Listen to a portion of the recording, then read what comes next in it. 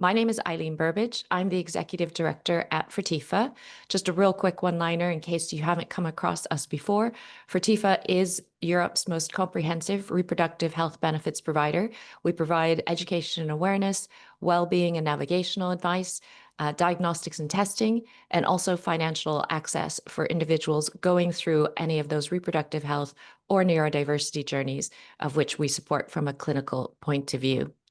Today, we are here to talk about, as we sort of look to the closing of Pride Month, how to ensure family-forming benefits packages are truly inclusive for LGBTQ plus colleagues. We know this is important because we talk to all of our clients and prospective clients about the importance of inclusivity, but we still think there's a lot more work and awareness to be done about what that means and what types of things we want to entail. I'm really, really pleased to be joined by two guests today. Really going to have to be focused, I am, to stay on track because I think their personal stories are so powerful and impactful, and I'm really looking forward to them being able to share some of that with you. Now, I don't know if Owen's seeing it, but I am wondering if Alex's camera is frozen, or maybe it's just on my side. So if everyone else is okay, I'll just keep going or I'll carry on. But I'll probably start with you, Owen, and ask you to introduce yourself, and then I'll turn over to Alex, just in case he is having camera issues. Before I do that, I would like to remind everybody that this session is being recorded. And so whilst we're really, really grateful for all of you joining live, please bear in mind that we're hoping that many, many more are going to be watching this after the fact as well. We have both the chat and the Q&A functions enabled on this Zoom webinar. If you do want to use the chat, it is only open to chat with ourselves, so panelists and hosts. You can't really start a sidebar with the rest of the attendees. Apologies for that.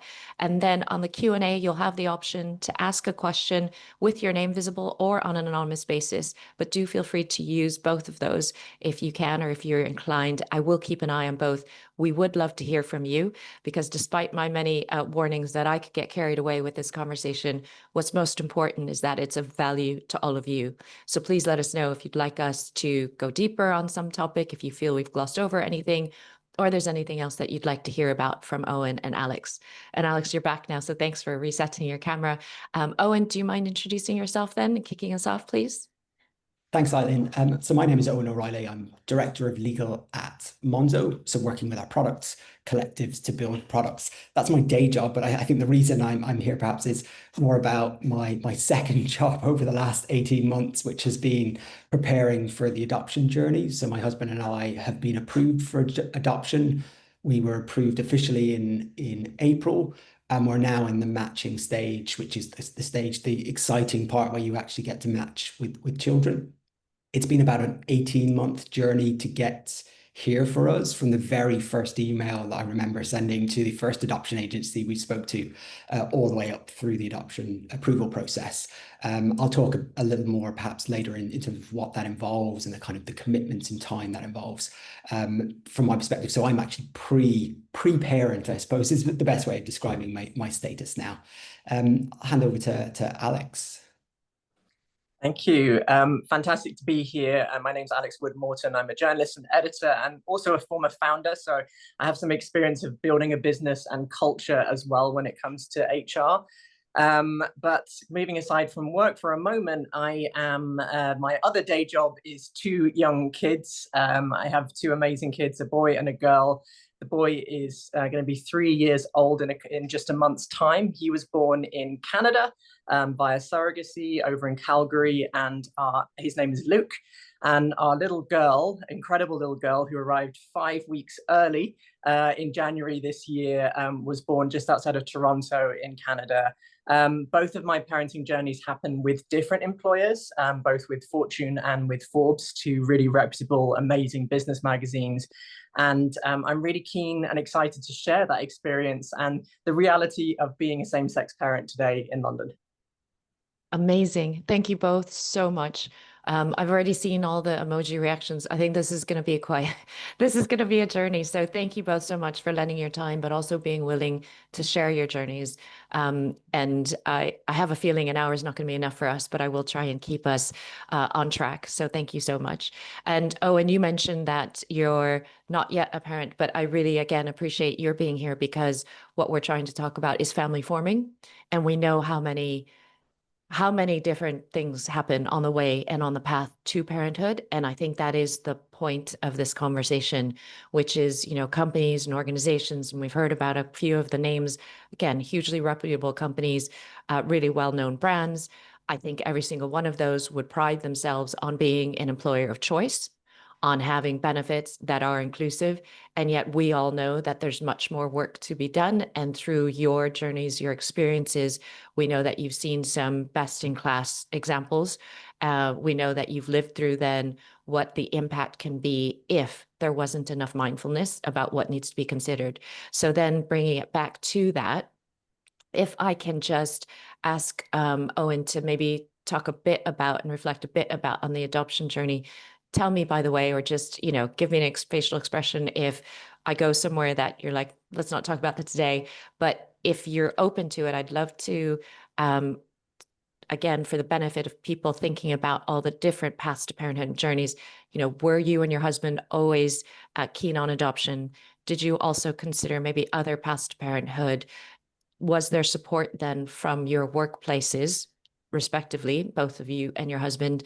Or did you navigate that on your own with family members? And from where did you pull support for that, if you don't mind? Yeah, it's a really good question.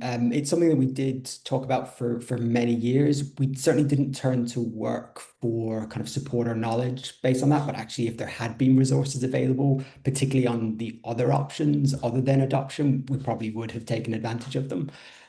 We arrived at adoption after speaking with a few people within our broader network who had been through the process, had quite a bit of reassurance that it's not as scary as some of the adoption agencies suggest at the early stages, because adoption generally is a challenging process, the process itself, but then the type of parent that you have to be with a child who's been through a lot of attachment dysregulation, often kind of physical or mental health challenges as well. And that's all very much explained upfront by the agencies. But you actually need to speak to real adopters to get that network and to really understand what it's like on the job, I suppose, as a parent. I think having that network through an employer would actually be really useful, because I know in a business like Monzo, for example, we have, I think, close to 20% LGBTQ plus representation within the business. I know other adopters in the business, but there isn't really a formal network. And I think that's something that employers could look into to kind of draw those connections between people who have these common kind of life experiences. No, that's a good point because there are ERGs in Monzo, but also most companies would have, women at work, parents at work. But you're absolutely right. There are so many communities where the lived experience is so valuable and so necessary. So that's a great call out. You had kindly mentioned that you're a lawyer at Monzo in-house. I'm sorry, I can't remember if you'd said to this webinar or if it's from our conversation before. Your husband's also a lawyer, but works in a firm, if I remember correctly. And the reason I'm just calling that out is because I know, because we have quite a strong cohort of law firms that are Fertifa clients, and actually, it's no secret that the Magic Circle law firms were some of the first in the world to start offering fertility, family forming benefits, and reproductive health benefits, largely in the US at first. And so I think many people think the legal sector is well far ahead, and I would agree with that. But it's interesting that you mentioned that the support for you all wasn't in place in order to discuss maybe options for parenthood from either. Yeah, and it's something that I suppose is maybe kind of not thought of as being kind of caregiver related support. As you said, there are networks for other purposes, and it's probably seen as being more of a DEI kind of initiative. So I suppose there is something to do to bridge that kind of gap between your kind of HR or people policies and those kind of DEI initiatives. In terms of the support at Monzo, it really is fantastic. And I think flexibility is the thing that every parent and every prospective adopter really appreciates from their employer, being able to kind of move their day around a little bit. I'll certainly talk about the kind of the timelines for adoption in terms of the training commitments, the therapy sessions with your social worker, which are 2-hour sessions over 10 weeks. Being able to move your diary around and your day around is really, really important, which in my role is very achievable, and certainly with my team, who were all very supportive. But I think in other roles that are perhaps more rostered or scheduled work, it would be incredibly challenging, I think, and would need a formal policy around it. And in terms of training commitments as well, I think that's something that policies geared towards traditional kind of maternity or paternity don't necessarily appreciate. So I think there's certainly some things about wording of policies that any business, even the most progressive, could do to make things clearer for different types of journeys that people take towards parenthood. Thank you for flagging that, because I'm making a note. We'll definitely come back to policies and language and wording, because I think that'll be sort of where we want to take this conversation, so that there will be practical, sort of solutions and suggestions made to those on the webinar. If I may switch though to Alex for now. And again, thank you so much for sharing your story. Obviously your children mean the world to you, and it was touching to see. So I appreciate you being open to having this conversation in this forum. Similar to how I asked Owen, you mentioned surrogacy, you mentioned both Canadian born, I think both children. Again, did you consider other paths to parenthood as well? Was it something you both just knew you wanted to do? You've mentioned you've had different experiences from your different workplaces in terms of the support, and how much of that support was before you determined, what you wanted to undertake, and how much that was available through that process?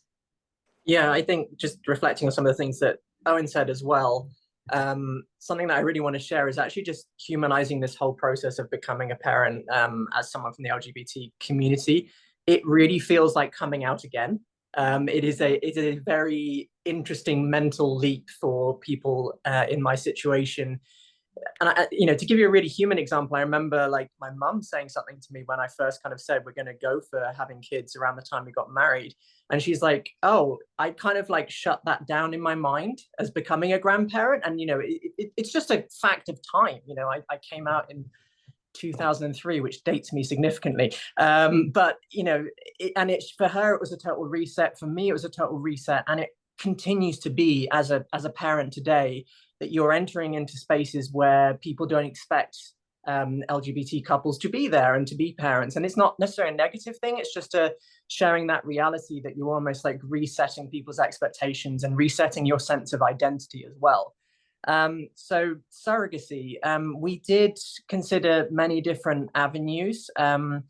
For both of us, we really felt a sense, very personally for us, that we wanted to have a genetic connection to our children.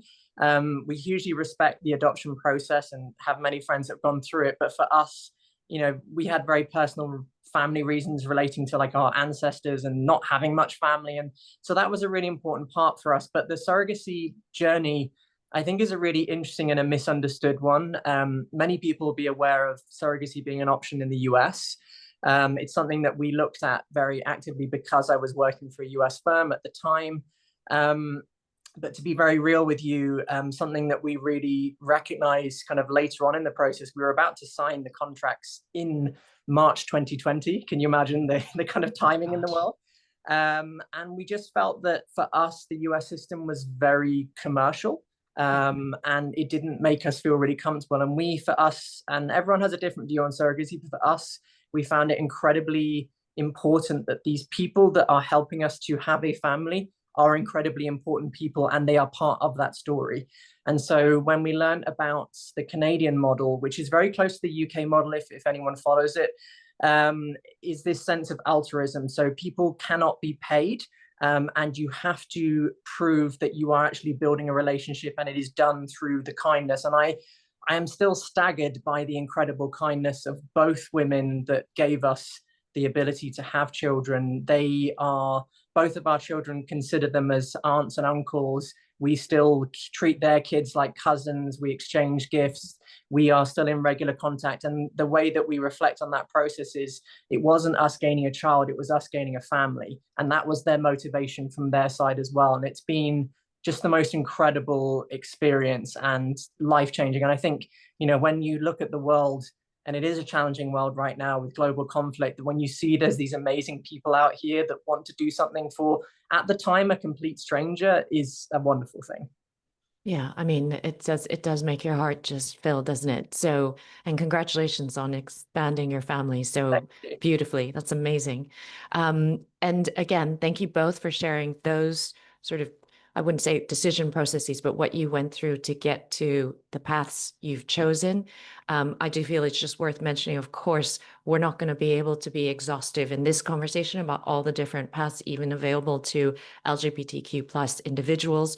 We are wanting to bring your life experiences to bear, but it is probably worth mentioning that, for instance, same-sex female couples also have another route to consider, which would be, IVF, maybe IUI or assisted reproductive technology, where one of them could conceive and could carry themselves as well.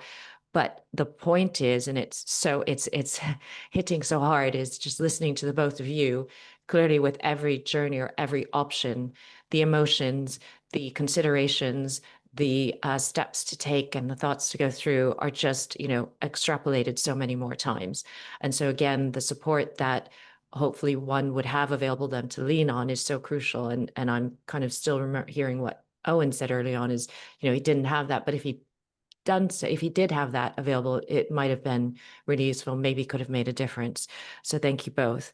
Can we then go back to Owen just really briefly, because I have a feeling, and I'm actually quite keen to know, and, for full disclosure, my partner and I, we looked at adopting. This ages me much more than you dated yourself, Alex, but we looked at adoption as well a couple of years ago, local council, and we didn't get very far because we understood, because we have children previously, we were going to be quite low down in terms of prioritization or in terms of a list and the like. But could you, Owen, maybe just for general awareness, talk about the different steps? You've already alluded to counseling, you've already talked to social workers, you've already talked about some of the things, but if you don't mind, I don't know if it's easy enough to map out in a few steps in terms of how it was at a very high level for you.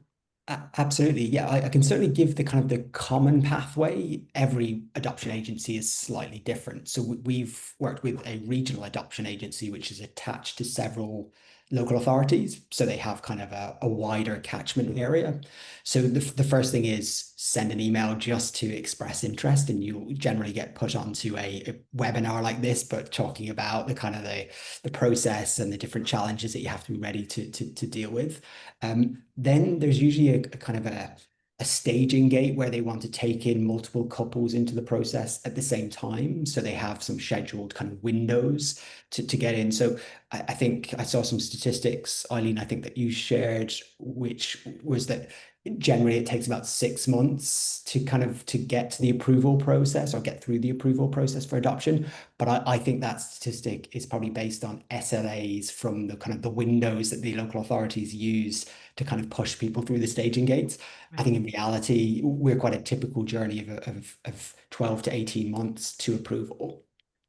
Because they don't count the time of waiting for your window to open. Right. So lots of waiting around. And in terms of the actual formal steps, the first thing will be a home visit. You'll have a social worker come to your home, assess that you're not in the middle of a building site, and because any kind of change in your life would be a significant challenge to bring a child from a foster care system into a home that's dysregulated would be quite difficult. So first thing is a home visit. Then you get put onto a training course.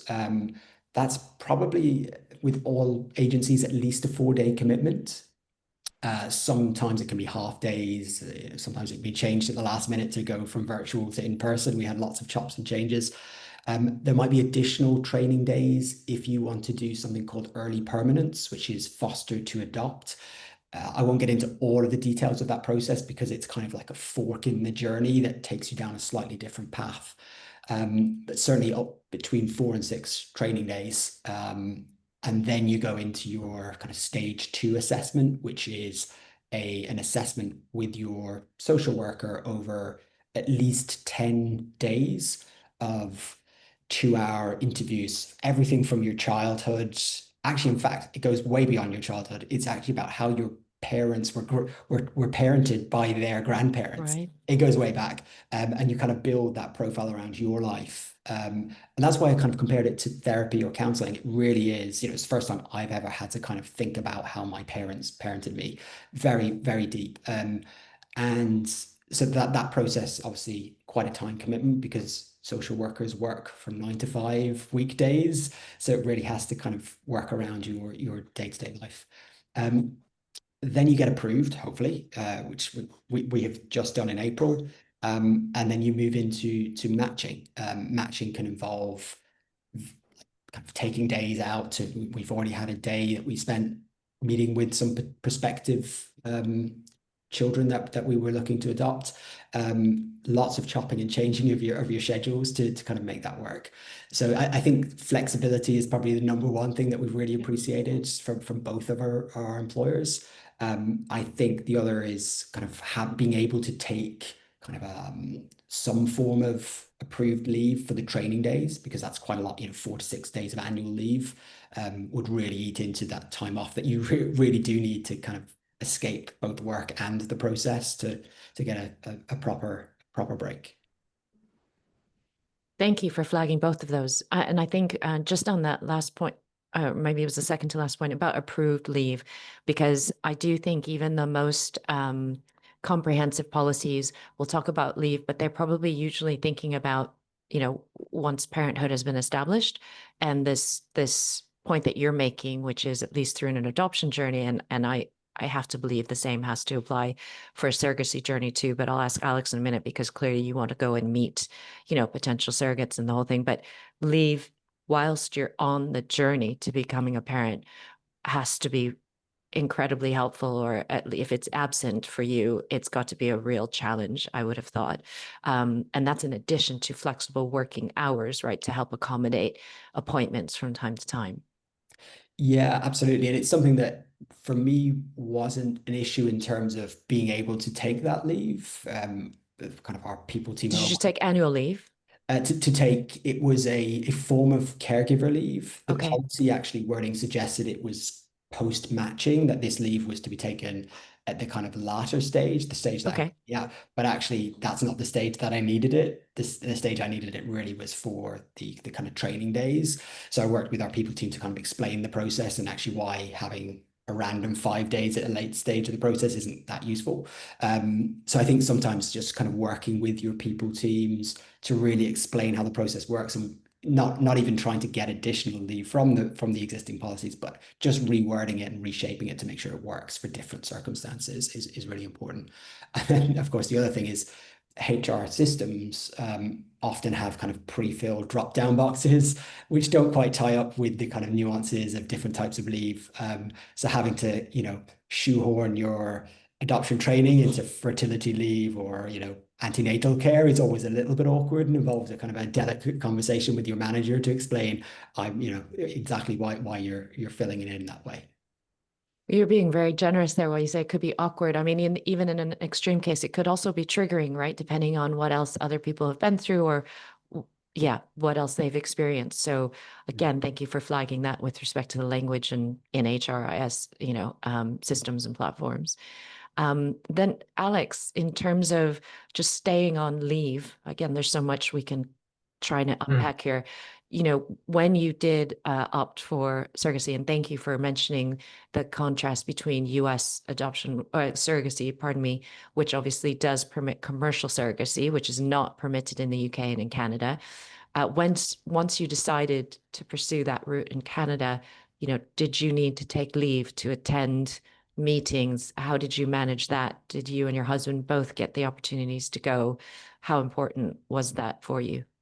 Yeah, so in many ways we were lucky in the sense of the pandemic, actually, because the first time we went out to Canada for like a visit to meet our first surrogate in Calgary, it was just at the tail end of the pandemic.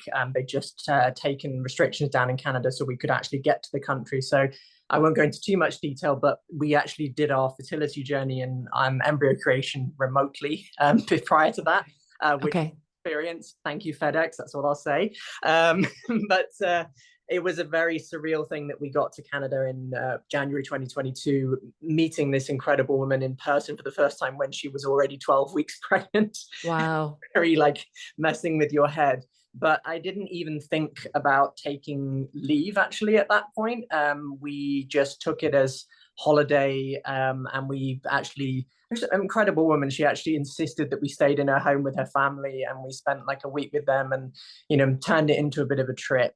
But subsequent to that, I think I mentioned the pandemic because I think there was just a lot more implied flexibility. So when we moved to Canada prior to the birth, again, we didn't take leave because we just worked remotely from Canada, because people were still doing that. So we, in many ways, benefited from that with our first child. But to kind of come to the more of the kind of policy, how is that worded with leave? I don't think it was specifically worded. It did include things, and this again, most of these things just mirror maternity or paternity leave existing policies. Talked about like you can have time out to go for appointments, and so kind of similar to what Owen's saying from the adoption process, for surrogacy, you still need to go for mental health counseling to make sure that you're of sound mind and ready for this journey. You need to go for a lot of medical screenings as well. So we did dip in and out and take time out for those appointments, but it was the time when no questions were really asked, and you just worked around it. And you were lucky to get a flight, basically, and just wear your masks. Yeah. Okay. No, but that's really helpful. And I guess that was for your older child. So for your daughter who was born in January, I think you said. Yes, correct. Did you then take leave in order to meet, was it different, I guess, post-pandemic, or were you still able to? Yeah. Do you know what? To be honest, I didn't, again, even consider that being a leave option. I sort of tacked it onto an existing trip that I was going with work to New York, and just sort of rather ignorantly assumed that Toronto was near New York. It's not that far, but the logistics of crossing borders and things like that was a long day for me going between the two. But no, I went and had a visit, spent time with them, and then we had to do things a little bit differently, already having a child, and so the logistics of moving. But no, so no kind of special accommodations or any leave was given. And in fact, I mentioned at the very beginning, Lara being born 5 weeks early really sort of threw things upside down for us, because I just had to like message my boss and say,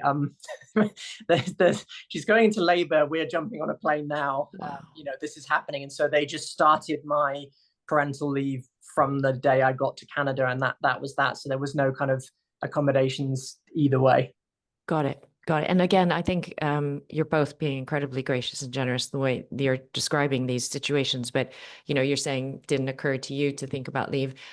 The way I read that is, you're having to use your annual leave. You're just having to take out from your holiday even though it is a family forming journey and everything that you're going through, because you didn't have the opportunity to sort of take it from a different kind of a pool. So thank you both again on that. And we've alluded to it. So I might want to come back now to policies a bit, and just a bit about wording and those kinds of things. I mean, maybe Alex, if we stay with you for a second, because you've had contrast between two different employers at the times that you had your two different children. Do you remember, I guess, the deltas, the differences between those? If you could sort of write your own, would it be, you take a bit from one employer and then add in a few more things?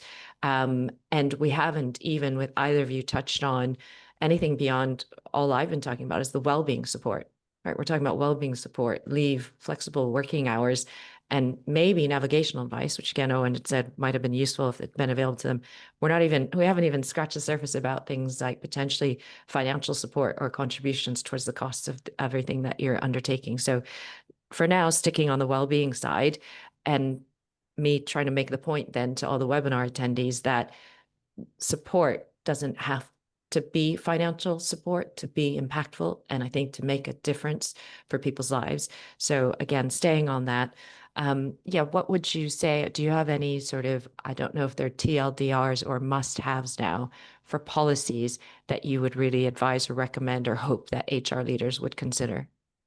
I think outside of the financial things, I think a lot about my boss at the time for my first journey. Um, she was an incredible woman, and I felt like she was there for me to celebrate every single part of the journey. And I imagine there's a real crossover between adoption and surrogacy with this, that and similar maybe to people going through IVF in any situation where you can celebrate the fact that you found an egg donor, and that that it took us 5 tries, and it was really really emotional and difficult going through that. You can celebrate that you matched with a surrogate. You can celebrate that you've had a transfer, but like sort of understanding that actually for LGBT family creation, it's such a multi-stage journey. And I'm just so grateful that personally, whether it was policy or not, I felt that she was really invested in hearing these moments and making me feel heard, because it is a really emotionally draining and difficult roller coaster to be on. And so I think that's really important. And I think just from a policy point of view, I think wellness, but also education. I think just having more awareness that family creation can happen in different ways. And I've always come from a standpoint that people ask me a lot of questions, and I'm quite an open book. And I think it's better because people are not asking in any kind of negative manner. They're just curious because they haven't heard of this before. But I think there are, for me personally, certain things that do grind my gears and irritate me. And one of those is around genetic parentage. So, people often default, and this has happened to me in work settings, of going like, oh, is that you really your kid, or is it Freddie's kid? And it's like, oh, that's really, and I know from lesbian couple friends of mine as well, that they find this concept of the other mother is really grating. And one guy gave me a great piece of advice of how to respond to that, which is, if you came across a blended family or a family that comes through adoption, would you have the balls to say which one of those is your kids in front of your parents? No. It's, families come in different shapes and sizes now, and I think just people's kind of curiosity can sometimes go a little bit too far, and like just having the humility to be like, I'm having a kid, I'm not having a process, don't bring it down to like the microscopic level. No, that's an important reminder. So thank you. It is, I mean, I think the other thing to say whenever we talk about these topics is I do think people mean well. Like you say, most people aren't trying to be or disappointing or judgmental. It is sort of a lack of awareness, a lack of, I think, empathy for what maybe individuals are going through that just leads them to ask, ignorant questions, unfortunately. But thank you for that reminder again, then. Owen, is there anything else that you would flag in terms of within a policy? You've obviously talked about days, and maybe given we were talking about your experience. Somebody has asked, by the way, in the Q&A, how many days you might suggest are appropriate. I mean, feel free to give a range. Obviously, I know you're not in HR, but maybe just based on your experience, how many days would have been helpful to you to allow for family forming leave, so the path to parenthood? I think between 4 and 6 days for the training piece, that's probably the most important part. There will be kind of ad hoc things, but they're quite hard to quantify. And they really, for some people, they have one bump into, which is a kind of a face-to-face meeting with the child. And that's it. Then they get approved at matching panel, and it's kind of straightforward. For others, they might have several bump intos with different children. So it's really hard to quantify. I think having a bit of flexibility for, generally if it's within your kind of the wider London area, you could probably take a half day for that. So it wouldn't necessarily have to be several days of additional leave. But just acknowledging it in the policy, in the same way that if you are giving birth, you would certainly have kind of, random days that you have to go and see a specialist or a doctor or have kind of treatment. So I think dealing with it in a kind of similar way with similar wording, I think would be really, really helpful. I think in terms of other things, actually, Alex, what you said about kind of educating people and almost kind of talking about these different journeys openly within businesses and with managers, perhaps in manager training, could be really useful, because I feel like I'm kind of in a limbo. I don't know when I will have to actually pull the trigger and serve my kind of formal notice to take leave. So I've had to kind of build conversations with colleagues and managers around kind of where I'm at. And obviously for them, it's an completely unknown kind of system that I have to kind of educate them on that, which actually has been really useful because it's a good conversation to have to bring people on that journey. But actually, I wonder if, particularly in businesses where it's becoming increasingly common, businesses like Monzo, where we actually have a huge representation of diverse kind of family forming arrangements, I think actually having a more direct conversation with managers about these things would be really, really useful. Because the policy won't always be able to solve it. You know, I think technically you're supposed to give 28 days notice before you kind of start your placement. Our policy very much acknowledges that that can't always be the case, because if, you know, if there's an emergency or if you're approved and your placement has to happen, it has to happen. So I think the conversations around it as to why it works that way, why it's uncertain is really, really important. That's a good point in terms of things like, of course, companies will put in place how much notice they would like to receive, but then having that flexibility and awareness that not everything's under somebody's control. And also your point about manager training and wider awareness with colleagues as well, so that you're not having to educate everyone around you by yourself. And clearly within, you know, for TIFA's education and awareness materials, we do include workplace training, manager, HR training and guides as well. So thank you, though. You'd mentioned your thought was between 4 and 6 days in terms of leave for the training that you go through on the adoption journey. Alex, if I can come back to you, even though you basically took from your annual leave days, if it was a separate pool of days that were set aside for family forming, how many do you think are appropriate for, you know, international surrogacy?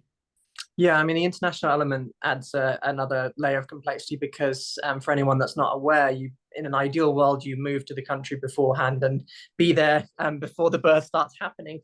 Didn't happen with our second child, but I think it's tricky, and I'm a great believer in equality as well. And I think it's really important that it's not, you know, excessive to one side. I think something similar to what Owen has described, maybe as a pool of days that you can use flexibly for different scenarios, and that would include the kind of setup time across there. I think the flexibility with international surrogacy is really key.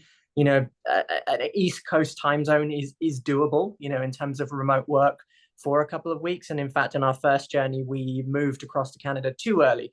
And we ended up working remotely from there for much longer. And I'm really grateful for that flexibility. And it actually worked really well. But you do, just to kind of paint the visual image for people, you literally need to move to a country, find an Airbnb, get a cot, like do all the baby setup stuff temporarily to then fly back and, you know, passport things and things like that. So it really is a real mission and a journey. And so, do you mind my asking, with Lyra, sorry, you say Lyra or Lyra? Lyra. Lyra, beautiful Yes, name. thank you. With Lyra, she was born 5 weeks early, but had you been planning in those Yes. subsequent weeks that you were going to go out there X number of weeks before her due date? Yeah, so Freddie, my husband, was due to fly out just 2 days after she was born. So he would have been there just about 5 weeks early, which is, you know, plenty of time. And he was going to fly solo, set everything up, start his parental leave early, and then I would come with our son Luke kind of maybe 2 weeks before. So we had a plan, but, you know, you can't, these are life things, you can't make these plans, and everything kind of gets blown up. Exactly. And so that is why the flexibility is important, isn't it? But also the awareness from an HR or a people team and policy point of view to know that these things can't just be dictated or decided by the individuals. Yeah. And I think just one thing to add, just reflecting on a few of the things that we've been sharing, is that I in my sense, in both of my journeys, and I get the sense maybe from Owen as well, it's a similar position that the LGBT parent or prospective parent drives this a lot. And I think it's because of that lack of policy, obviously, that exists to reflect our situations.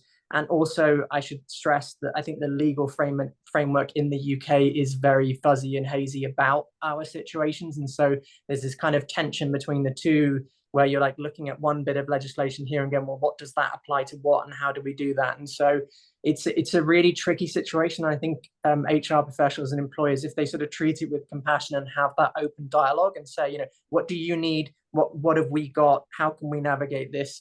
I think most people will be open to that conversation. But in my personal experience, both times I was the one like chasing people, going like, can we talk about my return to work plans? Can we talk about my leave, and so on and so forth? Yeah, and so you're carrying a lot there for the workplace as well, not just what you're going through. And I hate to say it, but actually your experience is probably not extreme or isolated. I mean, as Owen mentioned, we did share some stats when we were all chatting before preparing for the conversation, and I'm not going to read them all out, but it is between about 44% to 50% of LGBTQ plus, staff, parents talk about how they don't think there was a visible commitment to LGBTQ, equality within the workplace, how many of those parents have experienced barriers or challenges, how many of them report unfair treatment because of maybe their sexual orientation or gender identity, how many of the 63%, so you're talking almost, 7 out of 10 are clearly committed to starting a family or becoming parents in some way or another. And when you have almost half of them then saying that there's these barriers and these challenges, it just makes what is already an emotional journey that much more difficult because of the work context. I just wanted to round out, since we were talking about policies, and again, thanks for Owen suggesting, 4 to 6 days for adoption training with respect to leave. Alex, you've mentioned the international surrogacy sort of journey probably does need to take a mix still of annual leave days, because it sort of, the expectation and the hope is that one can be settled in the country prior to the baby being born. Just another point, because as I mentioned, same-sex female couples, or if you think about IVF, Gideon Lieberman, our medical director, and sort of based on the work that we do with patients, would suggest for IVF and assisted reproductive technology cycles that companies do look at an average of maybe 5 days of leave for that family forming journey as well.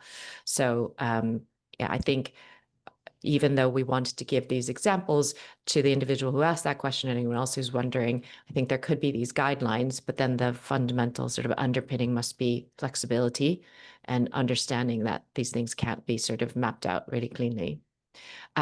A quick sort of sidebar, because somebody else has asked a question of you, Alex, if you don't mind. Given that you'd alluded to the fact that, there was a reason why you didn't want to go the US surrogacy route and the commercial sort of surrogacy was sort of off-putting to you, but you've also alluded to how Canada is very similar to the UK. Why did you choose, do you mind answering why you chose Canada versus, say, a surrogate in the UK? Yeah, absolutely. Very happy to answer that. So we did explore the UK with both of our children. The UK, from a legislation point of view, has a lot of issues. It's something that has been under review from government since 2019, and every subsequent government kicks the can down the road. Our current government has done it again just recently. Interestingly, the UK is looking to adopt the Canadian model, and I learned about this because our lawyer in Canada was actually one of the advisors to the UK on this reform. But one of the big challenges in the UK is that while it's possible and it's altruistic, it is done on a hope and a prayer. In the sense that there is no legal framework or contract to protect everyone involved in the process. And many people might assume that's meaning that there's a fear from the prospective parents that, what if they take my baby? And it's not actually about that. People don't often realize that with surrogacy, it's a real life process, and you are putting potentially people's lives at risk. There are very serious risks to the surrogate's health. And also, she has children herself, she has a husband, she has a life too.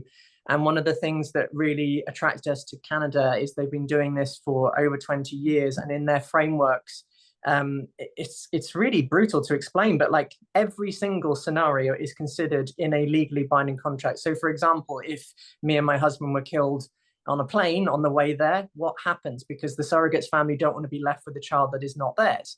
So who is nominated? What if there is a life-threatening issue in the pregnancy, and what do we do? All of these kind of terrible potential scenarios are laid out and are agreed, and it's part of the matching process in Canada to kind of do that.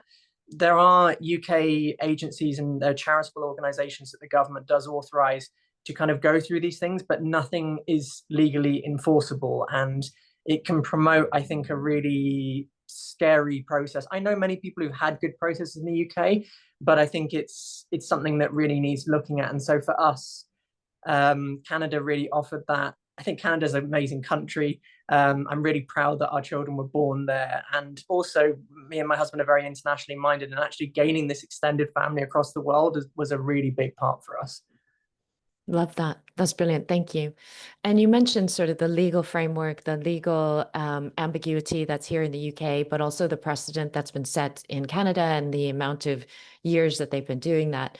Oh, and when we were chatting before the call, and again, you're a lawyer, I think you kindly sort of, and I'm sure we're self-deprecating, but, mentioned how so much of this, even for you as a lawyer, is really quite complex. It's not straightforward in terms of what's legally permissible, what's been established and the like. Is there any advice you'd have to not even other lawyers, but, lay people who aren't practiced lawyers about, how to get support as they navigate their respective family forming journeys, or again, what an HR professional should bear in mind for maybe employees who might be going through it? Yeah, certainly the piece that is quite complex, and I think it's a result of the legislation in the UK, is around shared parental leave. I've heard so many people tell me that both I and my husband could take a full 6 months paid, which is definitely impossible when you kind of read through the dry legislation and the kind of even the policies. But the way in which it's worded, and the level of complexity, particularly as policies often deal in weeks when people think in months, so you have to kind of get your calculator out to work things out. It really is quite complicated. I think any way that people teams can simplify that for people, bring it to life with examples, is really, really useful. And that's not just for LGBTQ plus parents. Perhaps it's slightly more complicated because you have to think of the different roles that you're playing, where it might be more obvious in a straight couple, but still not in the 21st century. I think there's a bigger role for both parents to play in all childhoods now. I think that's an area where it is complicated. It's a result of legislation, so really people teams and HR teams kind of need to be able to explain that to their employees in a way that's accessible and simple. That's a great sort of recap. I appreciate that.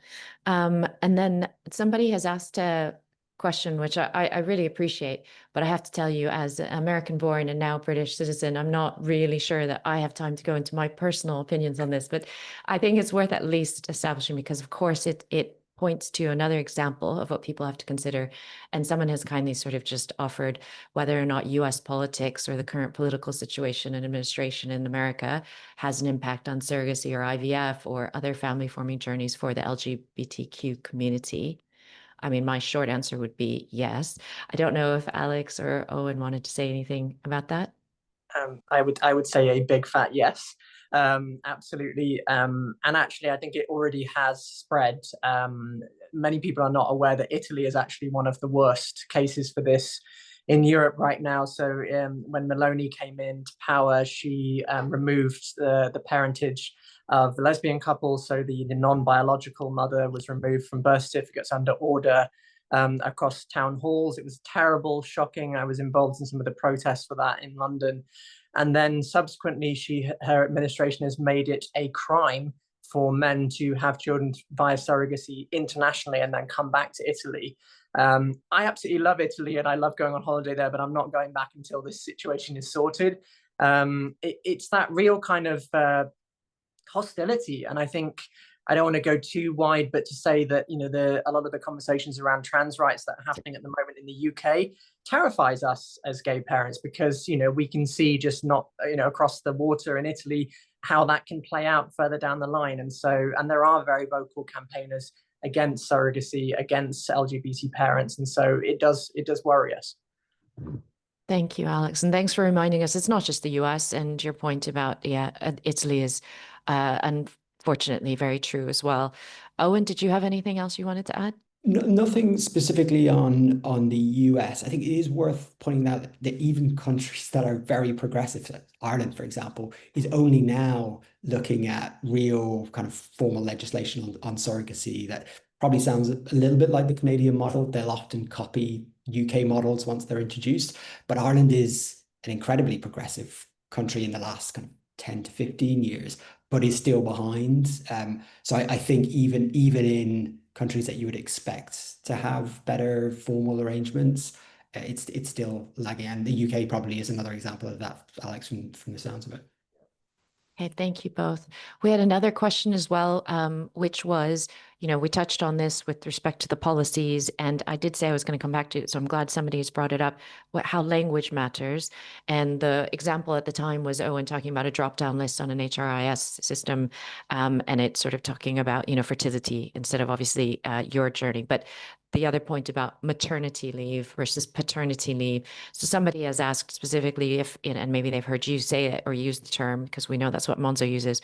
Do you think saying primary caregiver, secondary caregiver, is that helpful? Is that more inclusive than saying maternity, paternity? I would think it's yes. I still think it's not ideal. It doesn't solve everything. But what do you both think? I think from kind of my perspective, the language we've used in our policies has been really good. I haven't seen one example that's been kind of made assumptions about kind of the genders of the people involved. So I think what we're doing is a great template. I think in terms of language more generally, primary and secondary, I'm relatively comfortable with that because actually it's the way my husband and I talk about it, and we have to kind of plan in those terms. But I'd love to hear what Alex has to say as well. So I have feelings on this, definitely. Maybe to contrast, like with my first kid, my employer actually had a financial benefits program specifically for people undergoing IVF, fertility, surrogacy, sort of all different aspects. And that was amazing. And I was really, really happy and heartened by that. And it really made me feel valued and seen. But then further down the process, I entered into this kind of trying to navigate the UK specific stuff, which is about maternity and paternity leave and what the differences are and how you file that. And for us as parents, we actually really wanted to see our parental leave as very equal. And not this sense. I know some couples prefer to like have one person take so many months and then the other person kind of switches. But for us, we really wanted to do it together, perhaps partly inspired by my husband works for a Swedish bank. And in Sweden, they have this incredible culture of true equality between both parents through that parental leave. And I did find it grating with both children that I understand the law says maternity, paternity, and that's just a kind of statutory fact, but just having that compassion to have that extra layer. And I, in every single email, I remember like in my tracker for my leave, it was called paternity leave tracker, and I'd rename it parental leave tracker, and and just every single communication, and it just starts to grate a little bit. And I think it doesn't cost you anything just to maybe even just ask, how would you like this to be referred to, or how can we make this inclusive? I think that's a great point. And I love that it's coming at this part of the webinar because just ask can go such a long way. So thank you very, very much for that. I think there's a couple of other things I wanted to wrap up too. And I'm really mindful, again, of your time as well as all of the attendees' times. We're coming up to 5 minutes on the hour. And I remember that Owen actually restructured his day and has another meeting, I think, starting bang on 11. So I promised him that we wouldn't keep him past that. I'll try to wrap up really quickly. But aside from what you just said, which was almost perfect for just a mic drop, which is just ask. Have the conversations. If there's one takeaway, I think that probably is it, that HR leaders, people, team leads should ask individuals, what they would think, what makes them most comfortable, what they feel like they would need, and what other support would help them. I think secondly, we talked about how language does matter. So to be very mindful of that. We've hopefully emphasized that point that there is a myriad of different journeys and every journey is different, and to be sensitive to that and to show flexibility, therefore, even in the most generous sort of policies. And then there's one last point I want to make. Of course, I emphasized in the opening, we're doing this because it's Pride Month. It was really important for us to give examples of, and again, I cannot thank Owen and Alex enough for feeling so comfortable and generous with your time to share your personal journeys about how family forming can specifically affect LGBTQ individuals. And I shared some of the stats about how too many feel marginalized or discriminated against because we don't have inclusive policies. But as I think Owen mentioned at one point, what we've been talking about with respect to empathy, flexibility, sensitivity, having the conversation and offering the support applies to every person, every individual going through a family forming journey and on their paths to parenthood. It is more important than ever to reflect on that for LGBTQ individuals, especially in this month when we want to shine a light on it.